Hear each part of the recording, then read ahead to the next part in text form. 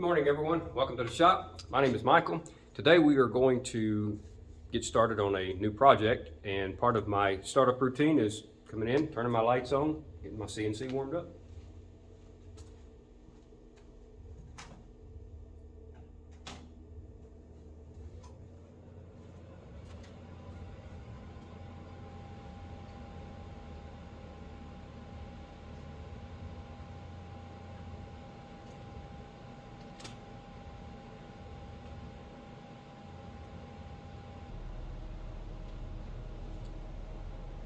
So once my machine is in the process of warming up, what I will typically do is sometimes late in the afternoon, once the job is completed on the cutout, I'll leave it on the machine for the night.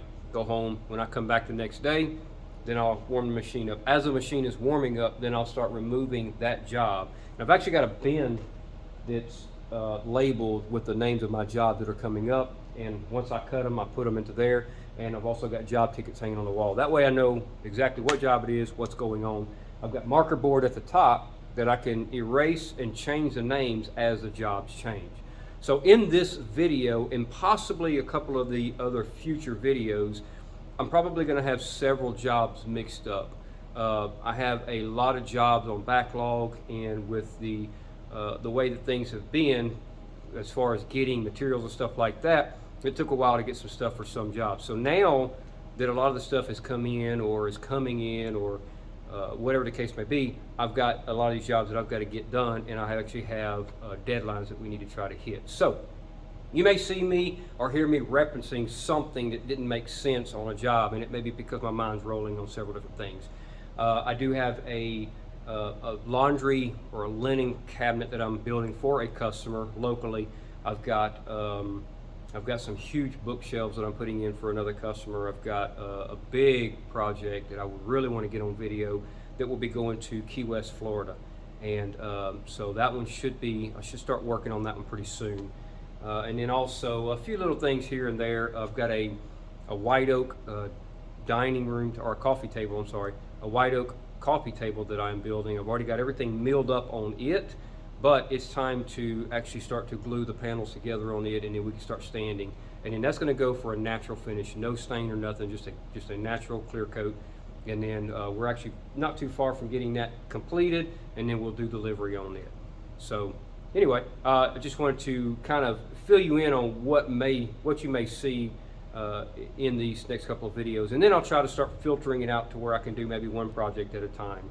It may take me a little while, but we'll get there. Anyway, so moving on. I'm actually starting to put another project on, and so I just loaded a piece of 3/4 inch birch plywood, and I'm going to put it down. A lot of people will use screws when they are putting their plywood down, or they'll use the plastic nail gun from Avid CNC, or some people have vacuum table. I do not have any of those situations, which I used the screws for a while when I first got the CNC, but now I've actually referred to the Ryobi 23 gauge pin nailer. It's battery operated. It uses 23 gauge pin nails, so if my blade or my bit happens to go through a nail, it doesn't matter.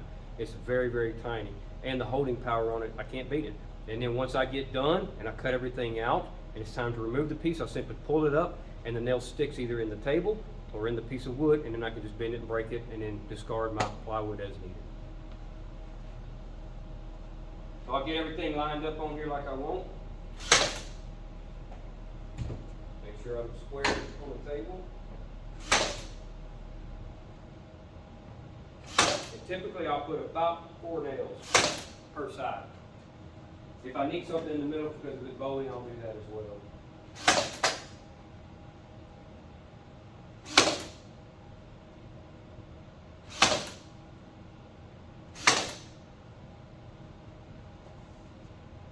Thing looks good on it, and you can see it's not going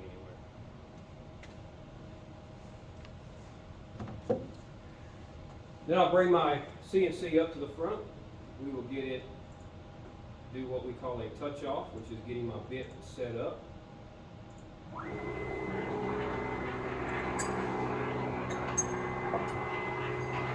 We will actually be changing out and putting a 5mm shelf pin bit in here. This next job I'm doing is actually a set of bookshelves, so it'll drill all the holes first, then I'll come back, change the bit, and it'll do all my dados, my rabbets, or rebates, as some say, and then it'll do the full cut, the panel cutout, and then from that point I'll remove everything and put it into the bin.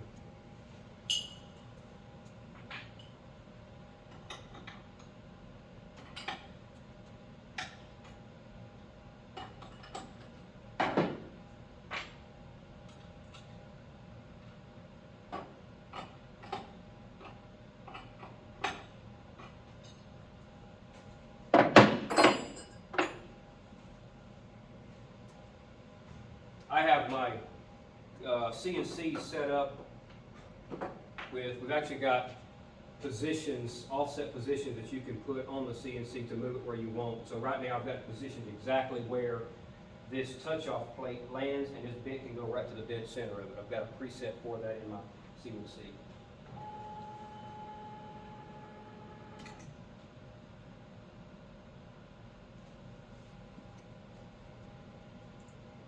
And I'll go and I'll actually do the touch-off.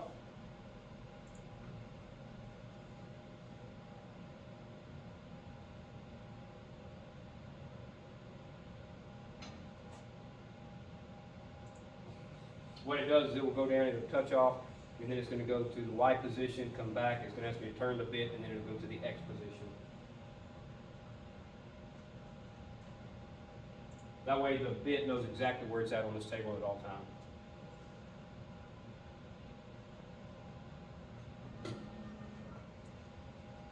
With that, the touch-off is complete. Now I just need to add I do all my files, typically at home in the evening time for something. I'll do my V card, and then I'll put them on a disc, pull it up, and then all I have to do is just pull the file up and we're ready to go.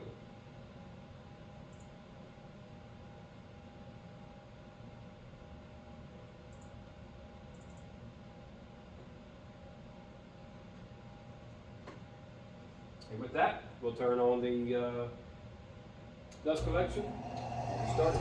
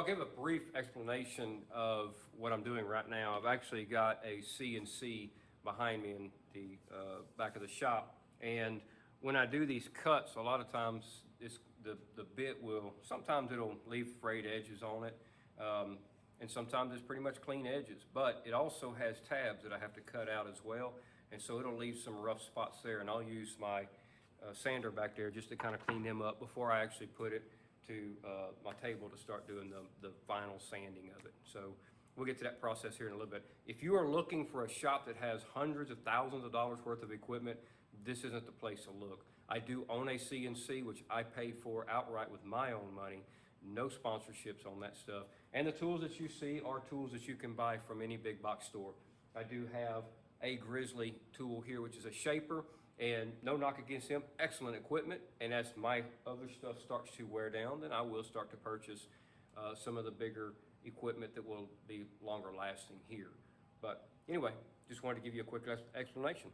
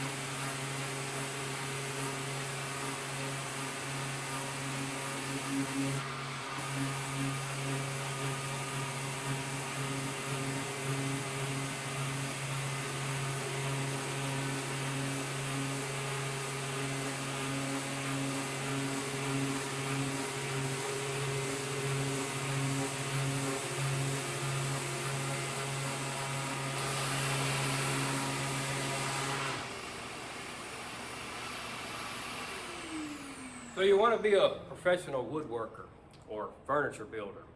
Sanding is going to take up a good bit of your time. To help explain that, I will turn you over to Michael for doing a little bit of math and some fractions to show you just what the percentage rate is of sanding. Go ahead, Michael. Thanks, Michael. So to help explain what he's talking about as far as sanding, we're going to use a little graph here. Put us a little pie, and I'm going to split it into 4 pieces. And what we're going to put in this circle is going to add up to this right here. And this is the amount of time that it takes to build a piece of furniture. I'm not talking about cost or any of that. I just want to go over what the percentage is of what you can expect to put into a piece of furniture. You're going to have, we'll say, design time. This is probably the best part of the job, because you get to design the product, you get to put it into a SketchUp or hand draw it or whatever you want to do. So you're looking at about 5% of the time is going to go into that. Then you're going to move on to the prep time, which will be your materials and getting everything ready and prepping it, and we'll probably say somewhere around 10, I'll say about 10% of the time is going to go to that. Then we're going to have your sanding time. And then we're going to have your finishing time, which will be, what I'll put in the finishing time will actually be like your painting and putting it together and then delivery. Sanding time, 315%. Finishing time, about 20%. And then all of this right here I don't know how it works, but it works. This right here always equals 100%, and sanding seems to take 315% of the time every time. I have lost more men over sanding.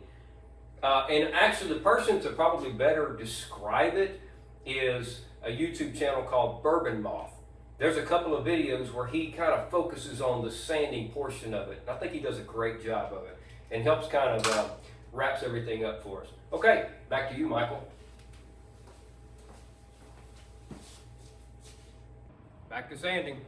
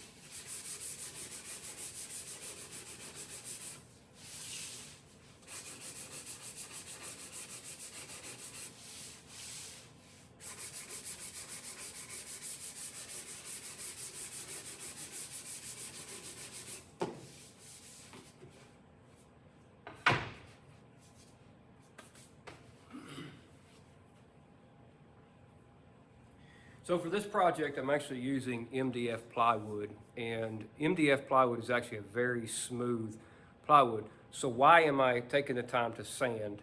And part of the reason is because the smoother a surface is, sometimes the adhesion is not very good, especially for some kind of a paint or a stain or something. So what we're doing is I'm actually sanding with 150 grit to kind of give it a little bit of a rougher texture. And then I'm gonna hit it with a sanding sealer, which is basically just a vinyl clear coat that's gonna go over it. Then we'll bring everything back in, resand everything smooth, so then we can come back over it with paint. And that'll give us a real smooth finish, but then it also gives the paint something to adhere to as well. So anyway, sanding is a big portion, like I mentioned before, of everything that we do. And honestly, the sanding is what is going to produce the greatest finish. So if you don't take the time to sand, your finish is not going to come out as good. But if you'll take the time to go ahead and sand and do it right, then your finish will be flawless. And that's what we're looking for.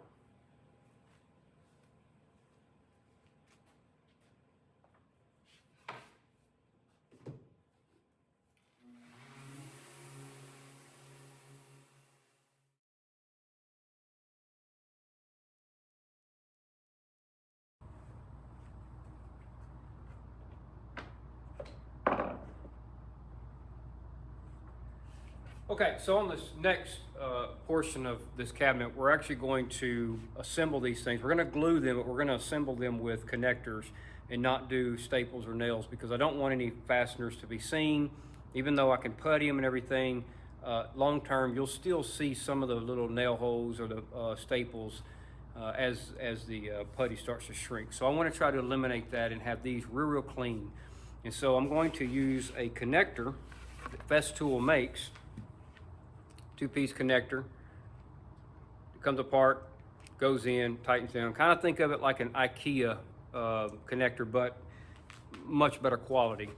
And so what I've done is I've already laid out the panels. This little group of panels here will actually do a plunge at 28 millimeters, and then we're going to drill holes to accept the little keyway here, or the little nut. The other set of panels that are laid there, they're going to drill in from the underside at 15 millimeters, and that will accept the part that actually holds the other piece together, so that when they slide together, one tightens down and pulls it together. And you'll understand once I get all the connectors together.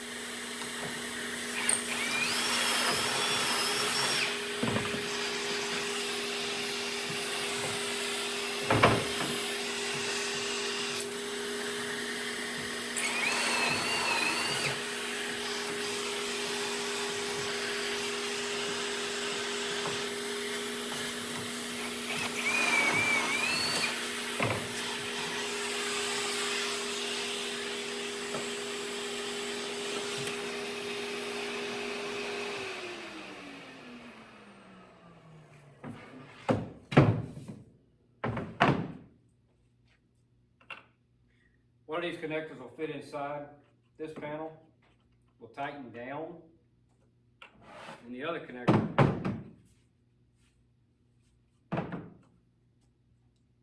this piece here will actually drop down in here. The plastic piece slides inside to pull it together, which I'm not going to do right now. And then they all pull together this way. And then it's got an Allen head that you get tightened, you just tighten it down. And then that pulls everything together. And then what will happen is, what I'll do is I'll actually run glue on this, pull all these down to tighten them together, and then that'll help hold this together, kind of like a clamp until the glue dries.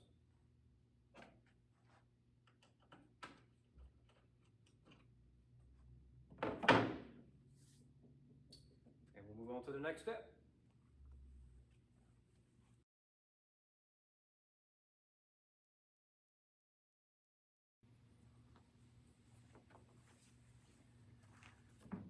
Okay, so now that I've got some of these put together, I've actually got one already put together. I'll put the last two together on camera so I can kind of show you the process.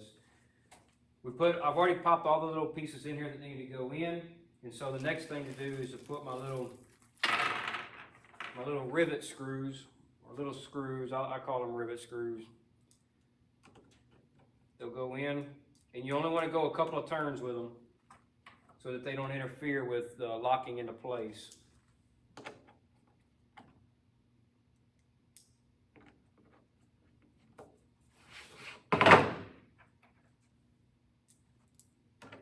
I've actually started using these probably, man, I don't remember how long ago it was, but I have built some platform beds, and when I build my beds, platform beds, twin beds, bunk beds, I've done all kinds of beds. What I'll do is the slats that go in them, I will use these connectors on those slats.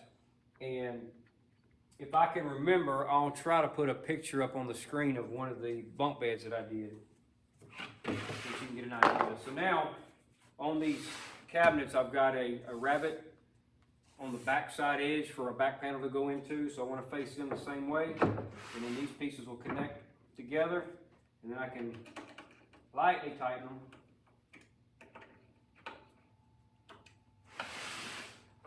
And I'll put another one up in place. You can see that I've got these pointed up. There's actually going to be, this will be the top, this will be the bottom. There's actually going to be a trim board that's going to cover all this, so you'll never see these, which is why I didn't do them to the inside, because I don't want them to show on the inside. And there again, you do not need to use these. I'm using them for this specific job because it just works for me.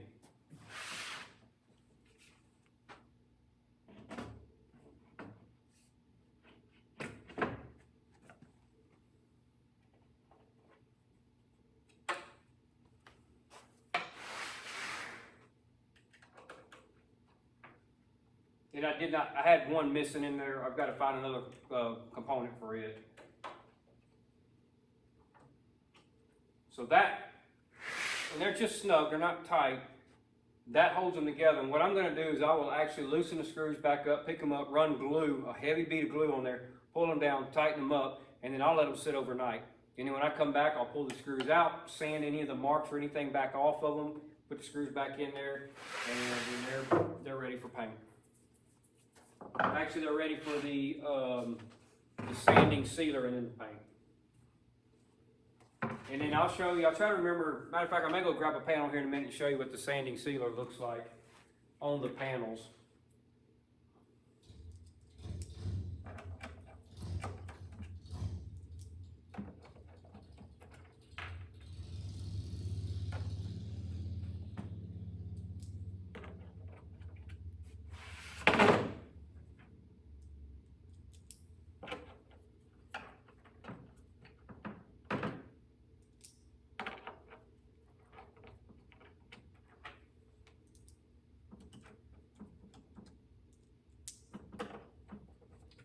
All right.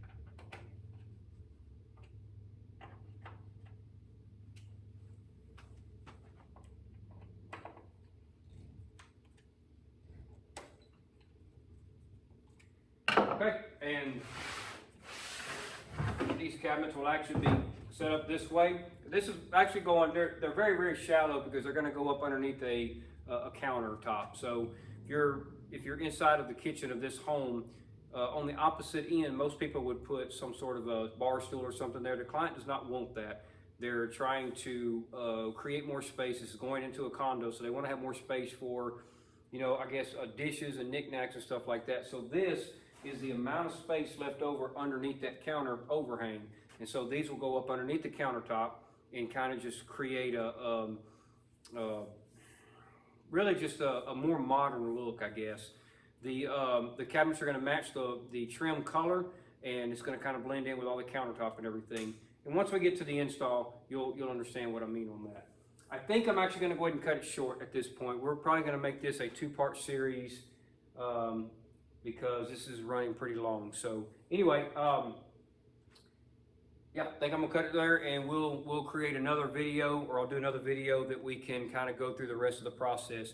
If you are liking this series, give me a thumbs up, leave a comment down below, and I'll try to read the comments. And thank you for tuning in. Have a good rest of your day.